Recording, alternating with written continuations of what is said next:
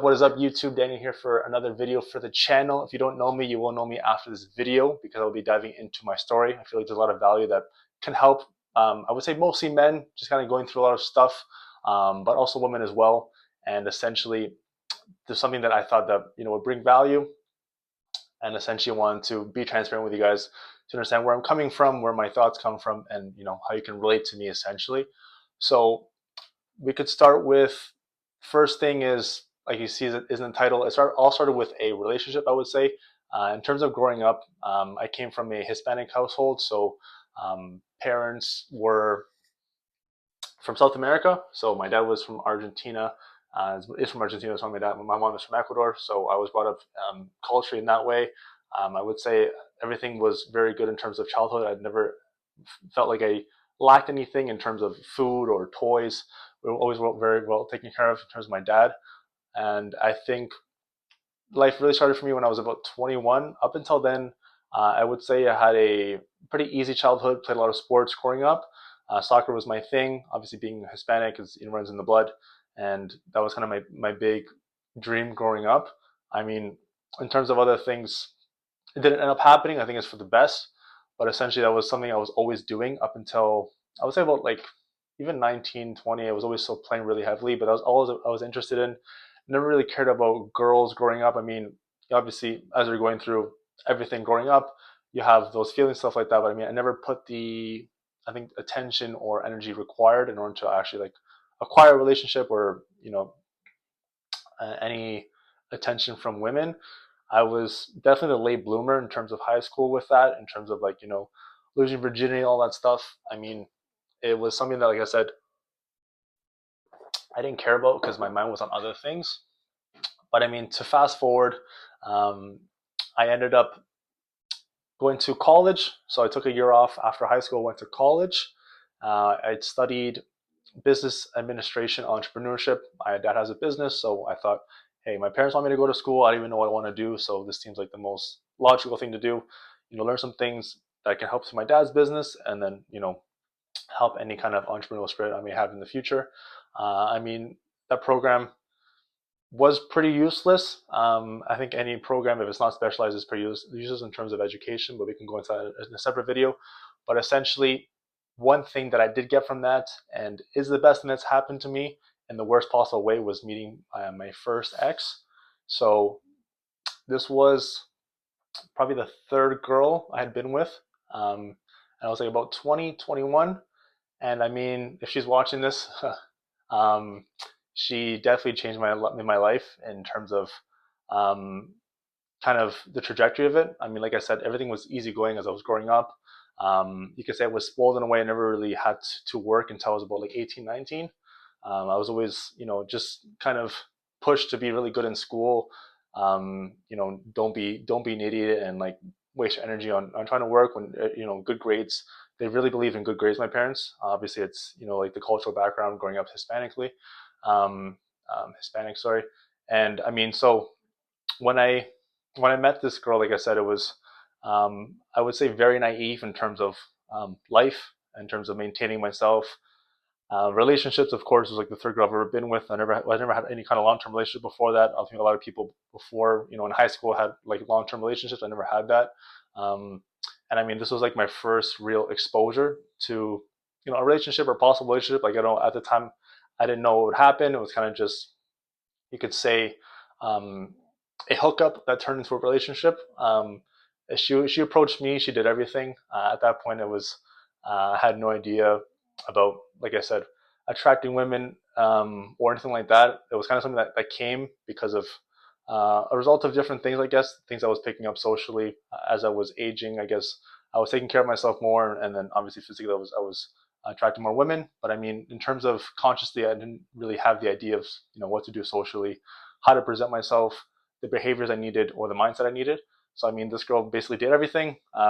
We ended up hooking up, and I mean, I slept over, and then we became boyfriend and girlfriend. So um, I would say, not to go into too much detail, but essentially she flipped my whole world around in terms of her having a different life completely from mine.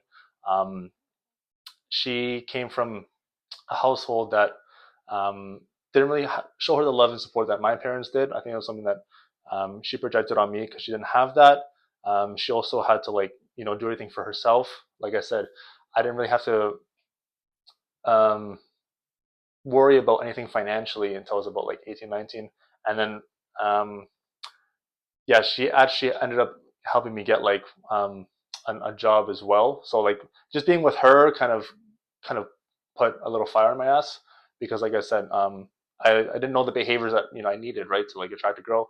So I mean, I was kind of just like showing up, and I thought everything was physical, but I mean, there's other things that I didn't know that I was lacking, and she kind of just helped me show up in a very negative way. So I mean, like, there's a lot of projection on her part. And there was behaviors that came from her that were not respectful at all in terms of family. She would have kind of issues with drinking, and she would get very out of hand, you could say, obnoxious, um, and unfiltered. And I think that was something that my family did not like at all. Coming from a Hispanic family, I think everything's about like respect and giving respect in order to get respect, and she was not doing that. So, but like, long story short, essentially, there's a lot of, you could say, mental abuse. There was a little bit of actually physical abuse at one point. So I mean, I got a bit of everything. I got like the whole experience of, like, you could say, a toxic relationship. Um, I shouldn't even mention this either, but there was actually also a abortion.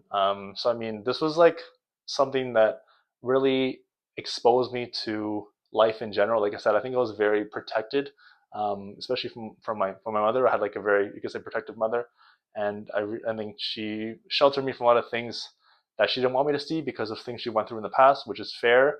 But I mean, once this person came into life and basically burst that bubble, it was kind of just it was kind of just all the dragons, you could say, as Jordan Peterson would say, all the dragons started coming in, and like all these things that I didn't know, um, things I didn't know that I didn't know, right? Like I didn't know in terms of the life outside of not maintaining for myself, how other people were doing, how other people's life was. It was kind of just, I was kind of in my own world, you could say. I was very self-involved with like sports, and understanding another person's perspective or point of view in terms of romantic relationship.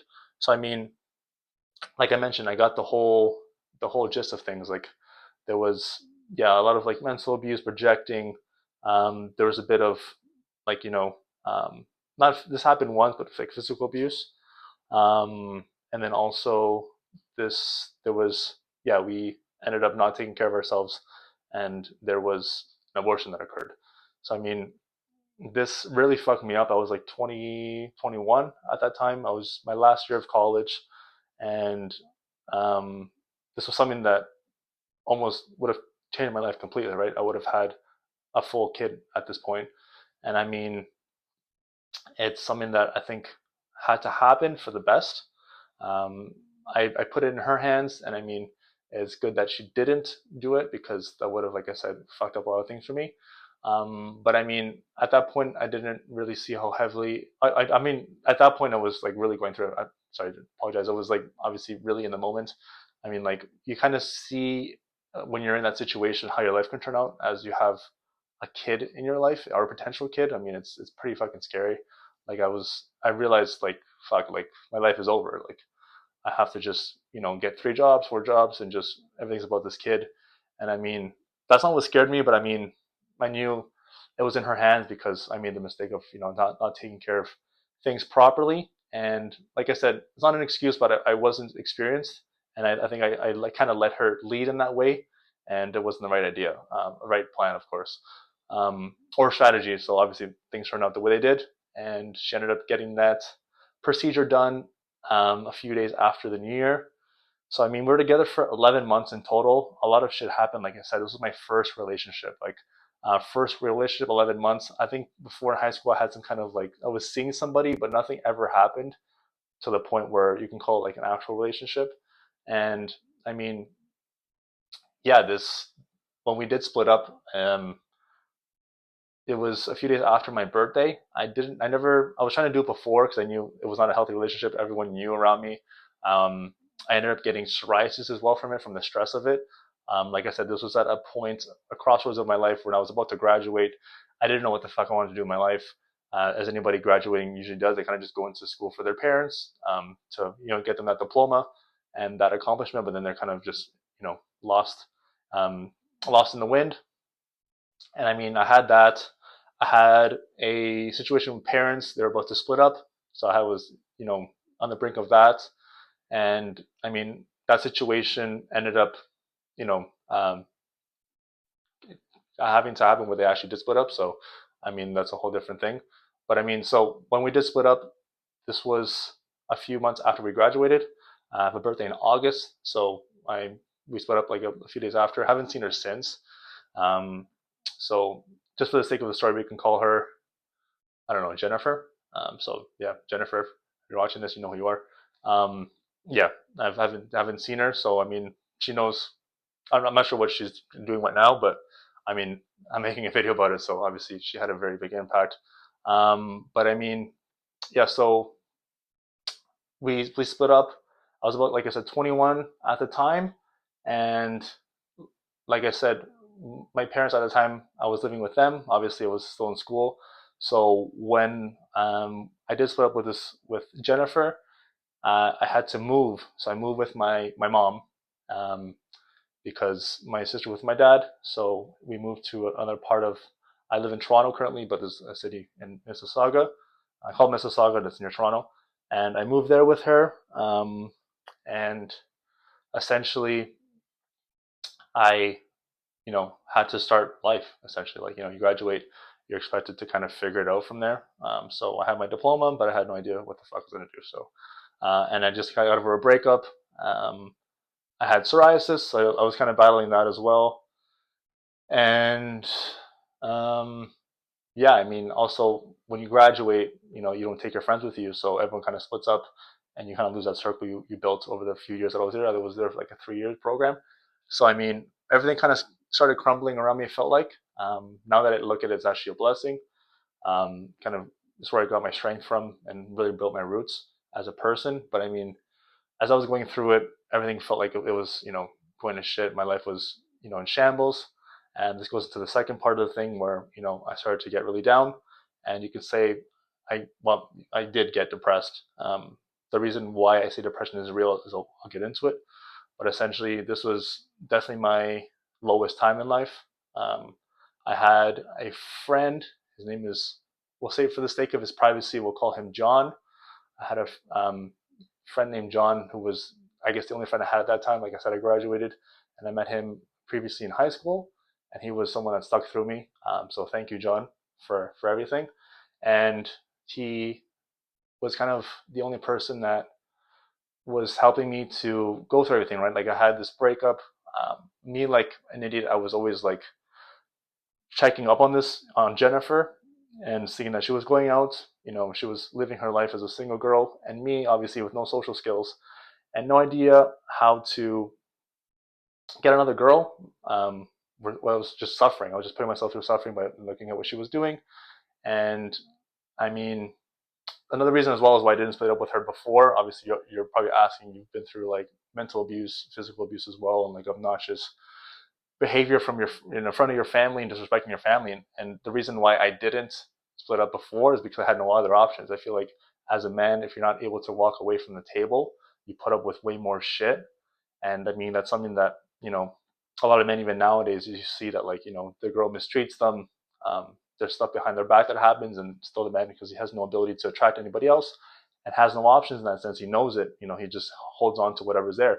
So I was holding on to that, and it should have ended way sooner. I would say 5, 6 months. As soon as other red flags started popping up, but like I said, I had no other options, and I just kind of put myself through it. So, anyways, this is why when I kind of went into that dark place, because I knew I didn't have the skills, and I never learned those skills growing up because it was, my focus was somewhere else. So I mean, to get into it, I got, yeah, depression. So I was in a very bad place mentally. You can say I was living like a nightmare in terms of the thoughts I was having, and allowing into my mind. Obviously, like the whole gist of it in terms of like, you know not being want to like be around anymore, like just in a state of confusion. Everything was shutting down. The thing with that, and people that have bouts of it or understand what it is, it just feels like a very like it's almost like an energetic weight. You're just it's almost like how someone just has like there's like an energy weight on you all the time.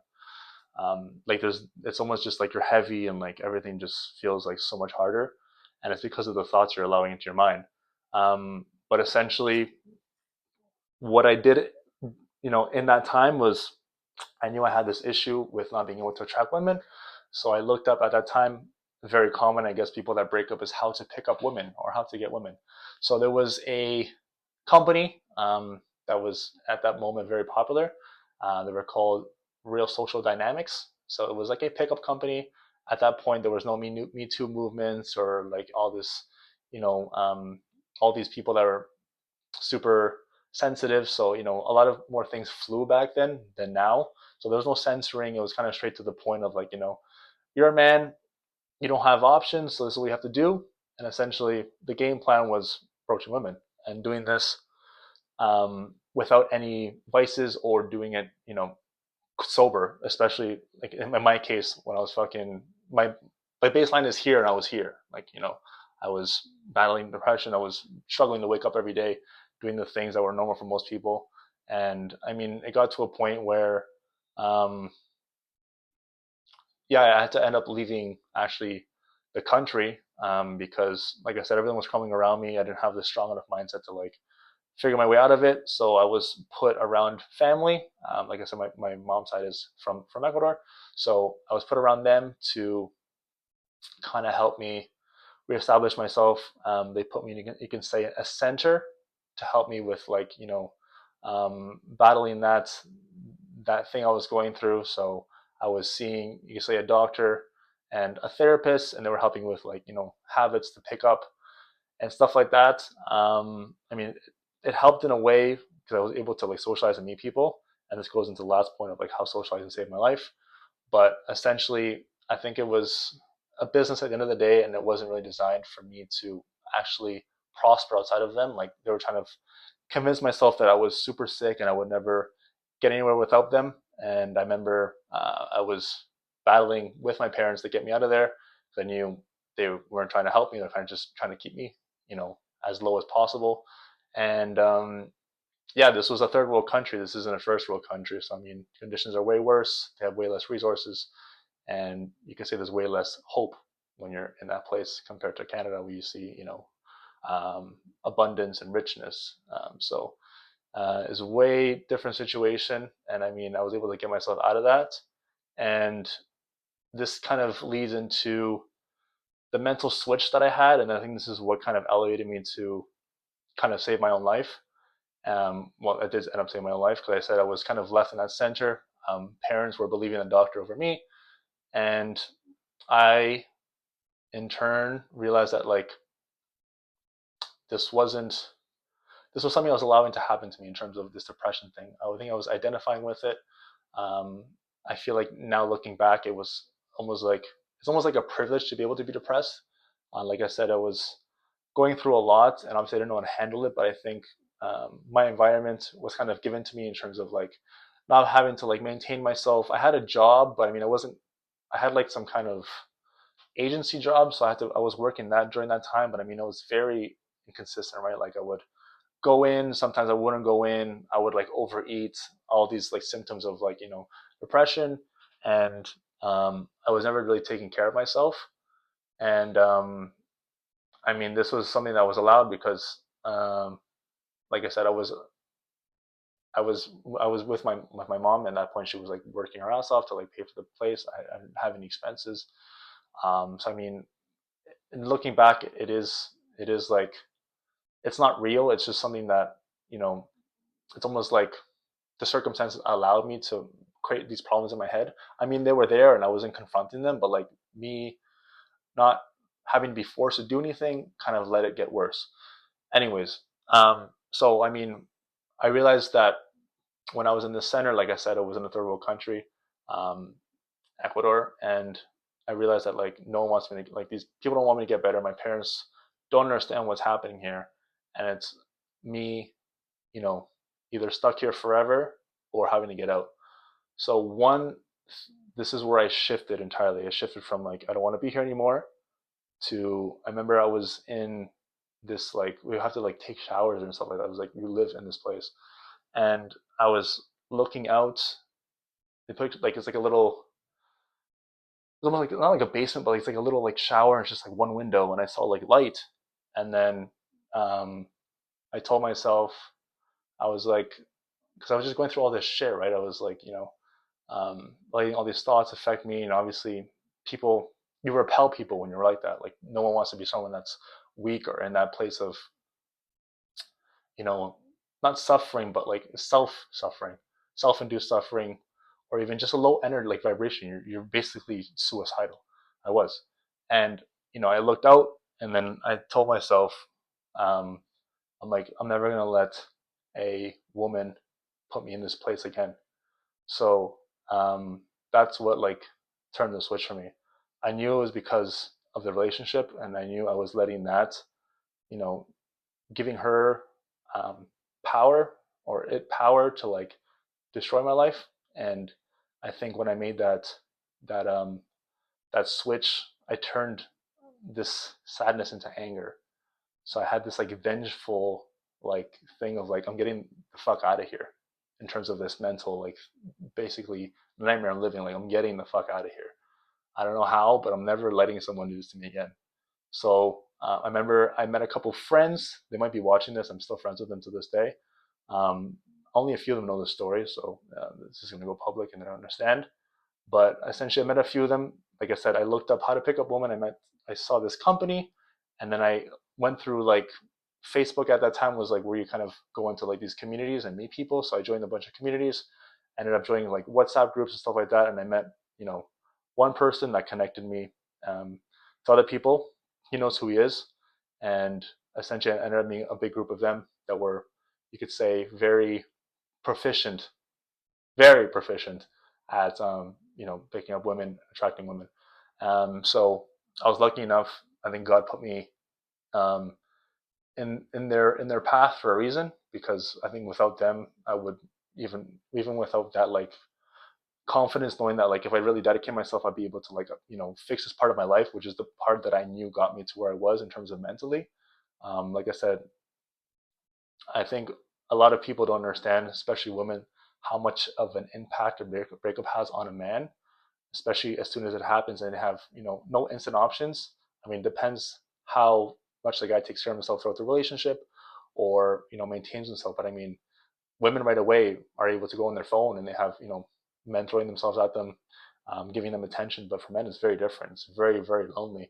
And I mean, it gets lonelier if you don't have the ability to like, communicate or know how to present yourself to the world. Like I said, this is what happened to me. And I kind of just isolated myself, and obviously isolation creates problems, and you start, it's just you against you, and you start battling yourself. And obviously I allowed my negative side to win. But anyways, the point is I had this group of people that also gave me faith. And then my North Star was I'm going to.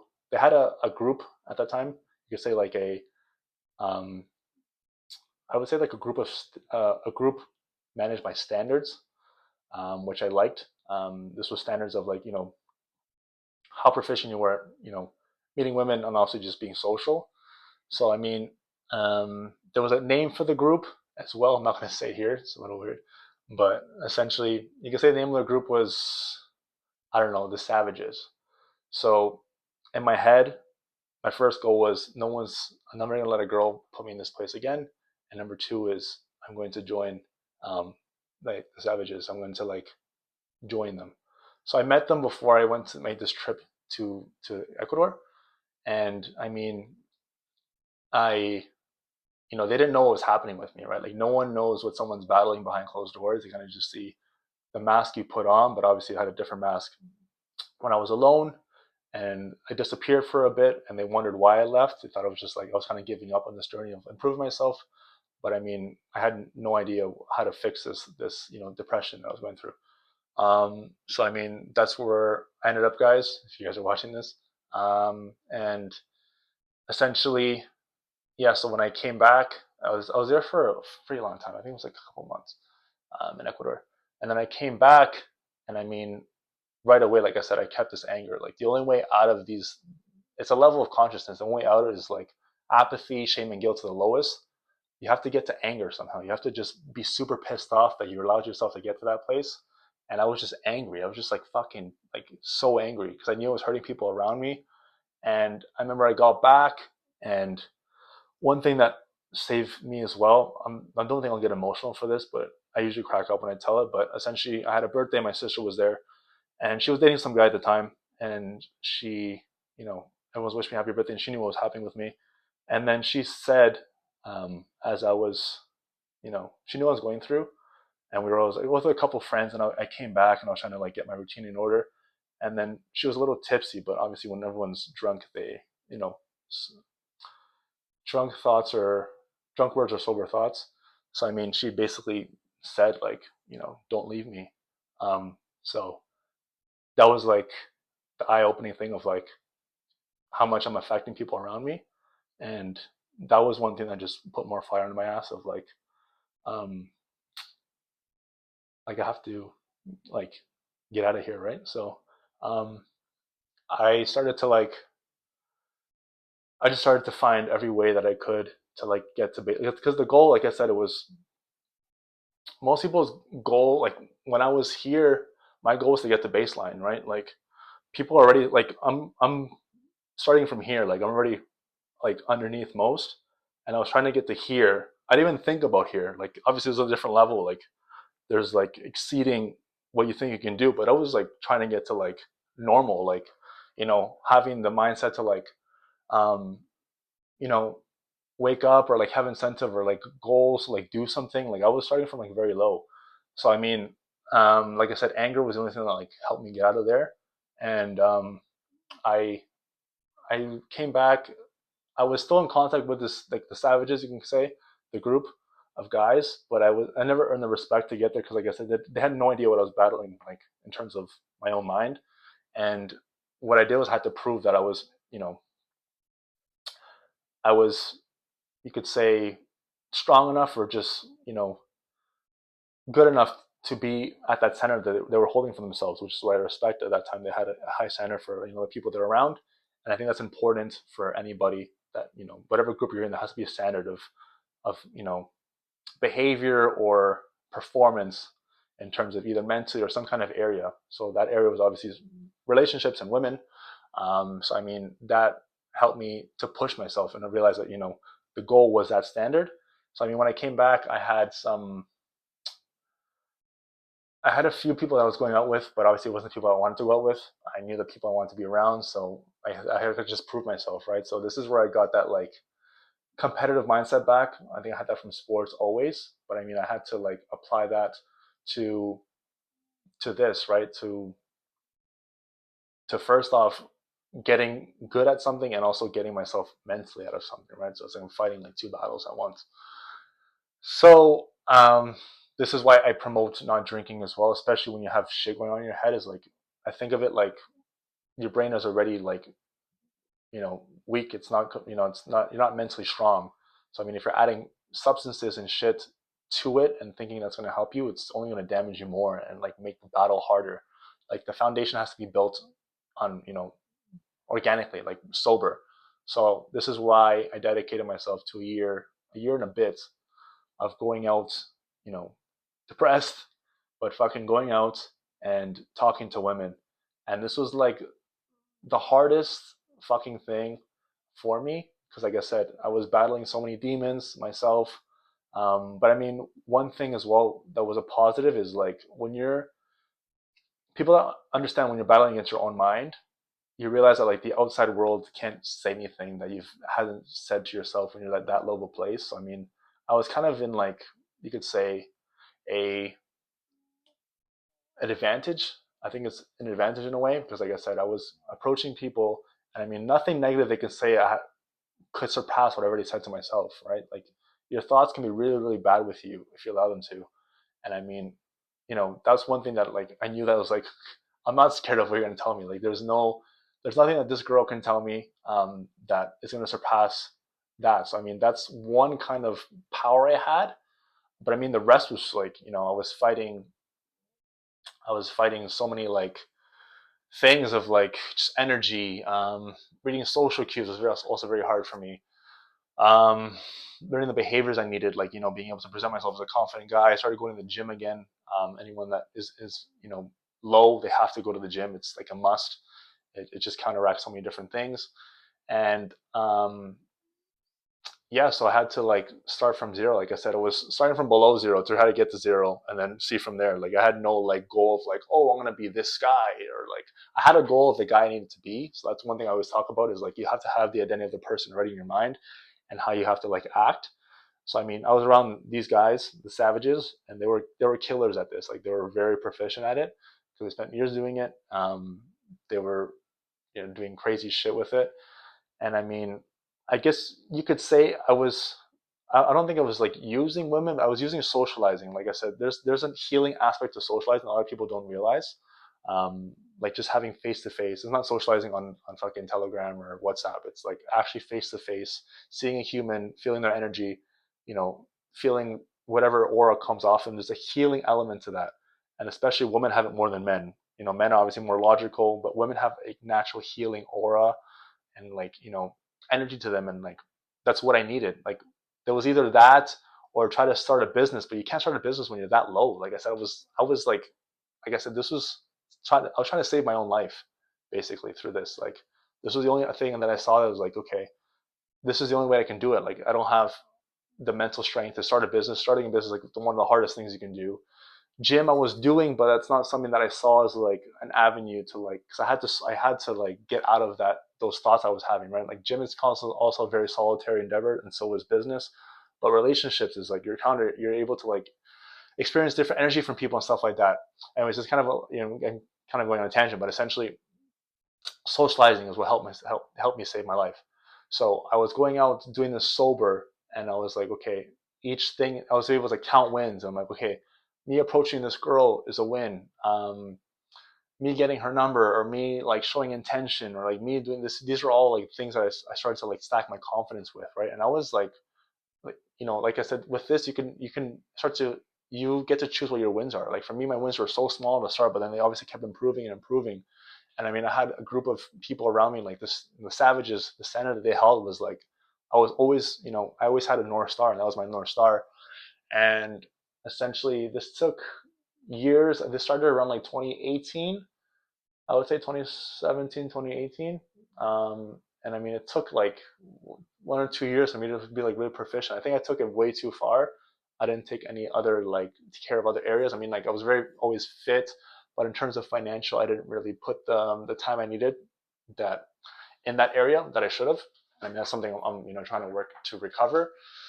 But this was something I needed. Like this was like my avenue to like come back to life. Like I said, get to baseline, and then the thing with like, I think Tony Robbins said this is like the enemy of um, the best, good is the best, or something like that. Or no, the enemy of the greatest is the good, something like that. So basically, like I was able to like use this like force or energy of anger to like just surpass anybody, you know, that was coming. Like I did what in 2 years in this area, what like people takes 7, 8 years.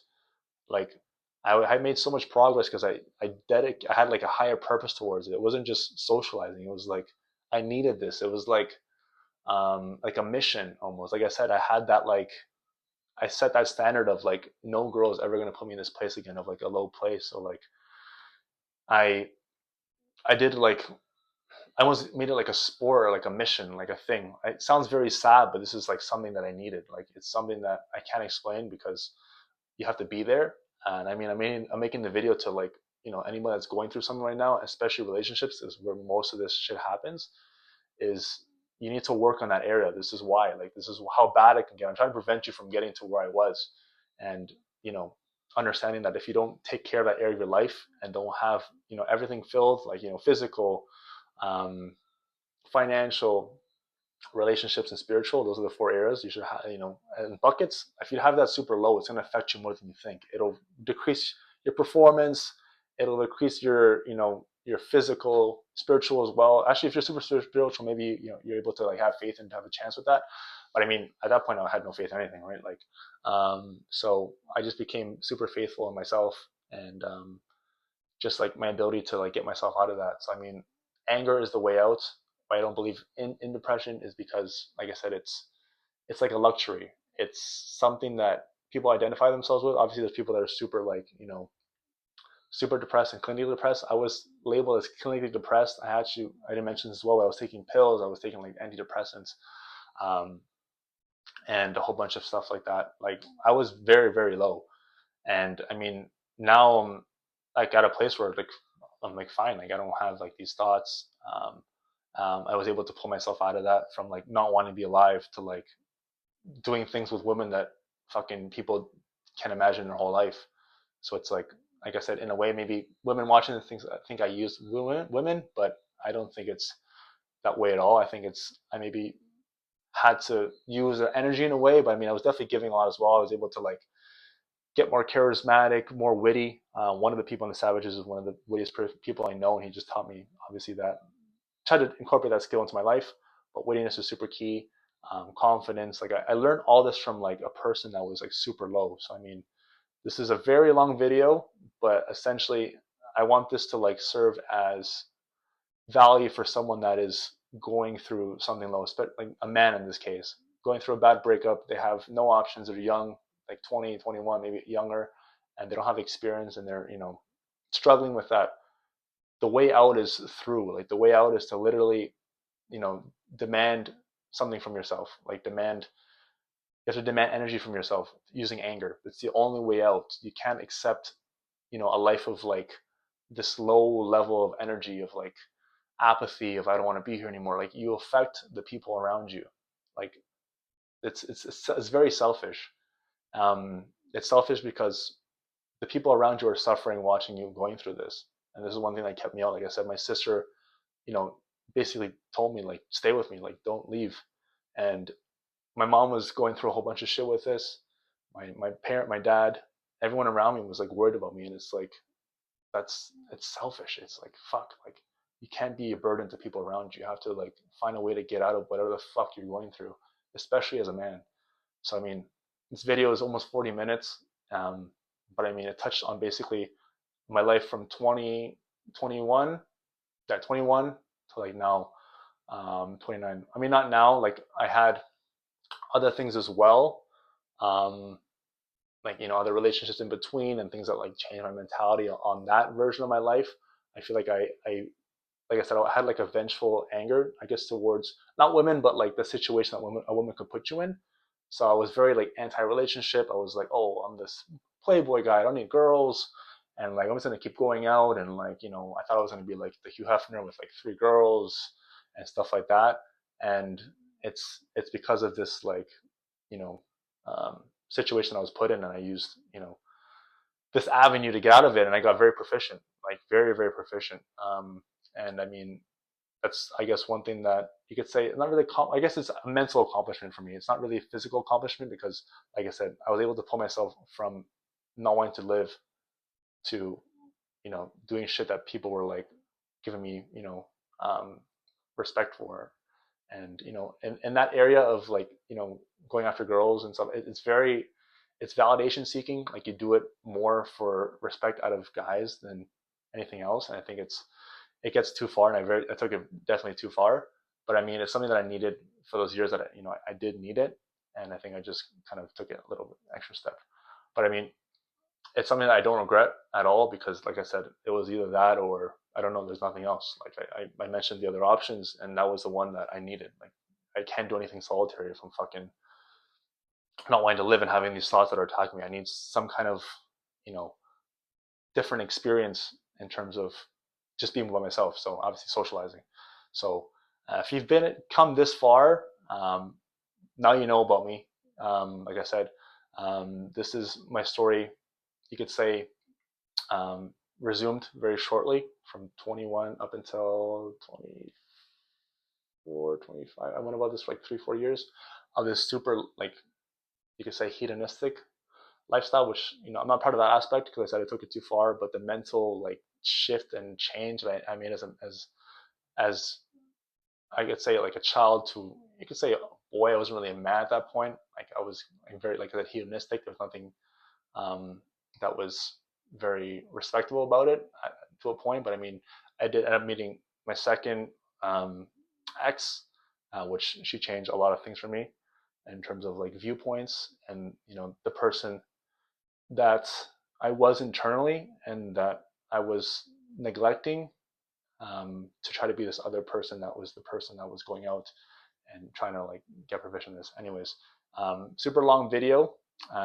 Any man watching this, I hope this brought you value in terms of you're able to flip even the worst situations to your advantage if you use your mind properly and your energy properly. It's all thoughts, energy, and really like vision as well. Like having a vision where you want to go and being determined no matter what to get there. So hope this video helps. I'm starting to grow like a love for you guys for sticking around and watching any of these videos, and more coming for sure. But now you have a base analysis of my lowest point and how I got to out of that and to where I am now, which is a place very healthy. Working out and starting different projects, and very okay with myself in terms of confidence, stuff like that. No one has to worry about me, and I'm trying to be an example for people around me. So much love, more videos coming, and yeah, keep killing it.